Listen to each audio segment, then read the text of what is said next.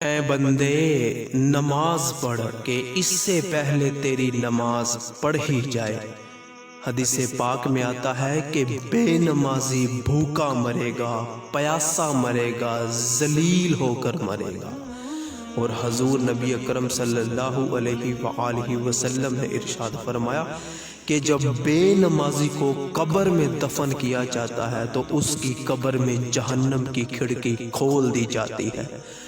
اس کی قبر میں ایک آزدہ مسلط کیا جاتا ہے جس کا نام بھی حضور نے ارشاد فرمایا کہ اس کا نام الشجاع الاقرع ہوگا۔ اس کی آنکھیں آگ کی ہوں گی، آواز میں بجلی کے جیسی کڑک ہوگی۔ وہ انسان کو جھڑک کر اٹھائے گا، کہے گا کہ مجھے میرے اور تیرے رب نے تجھ پر عذاب دینے کے لیے مسلط کیا ہے۔ اے بندے تو فجر کی نماز نہیں پڑھتا تھا، مجھے حکم ہے کہ میں تجھے فجر سے لے کر ظہر تک مارتا رہوں۔ پھر تو ظہر کی نماز بھی نہیں پڑھا کرتا تھا، مجھے حکم ہے کہ میں تجھے ظہر سے لے کر عصر تک مارتا رہوں۔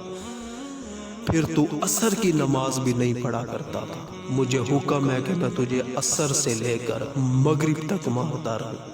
اور پھر تو مغرب کی نماز بھی نہیں پڑھا کرتا تھا، مجھے حکم ہے کہ میں تجھے مغرب سے لے کر عشاء تک مارتا رہوں۔ بندے تو عشاء کی نماز بھی نہیں پڑھا کرتا تھا، مجھے حکم ہے کہ میں تجھے عشاء سے لے کر صبح فجر تک مارتا رہوں۔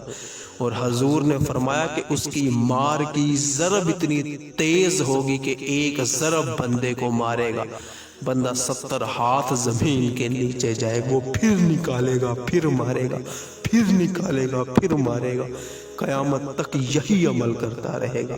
اور حضور نے فرمایا کہ معاملہ یہاں ہی ختم نہیں ہوا، جب بے نمازی قیامت کے دن اپنی قبر سے نکلے گا، اس کے ماتھے پہ 3 سطریں لکھی ہوں گی کہ یہ بندہ اللہ پاک کے قہر و غضب کا مستحق ہے، اس کا حساب سختی سے لیا جائے۔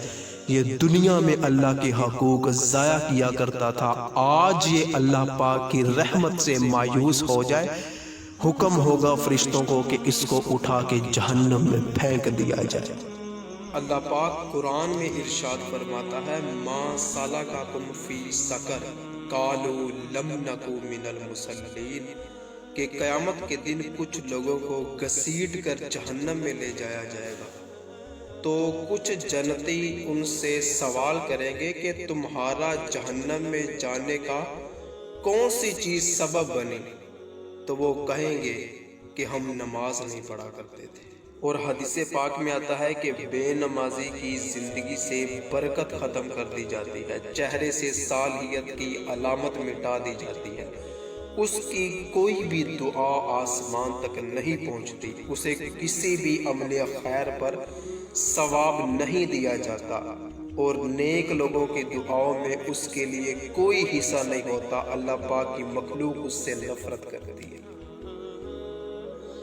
اس ویڈیو کو زیادہ سے زیادہ شیئر کیجیے، اچھی بات شیئر کرنا صدقہ جاریہ ہے۔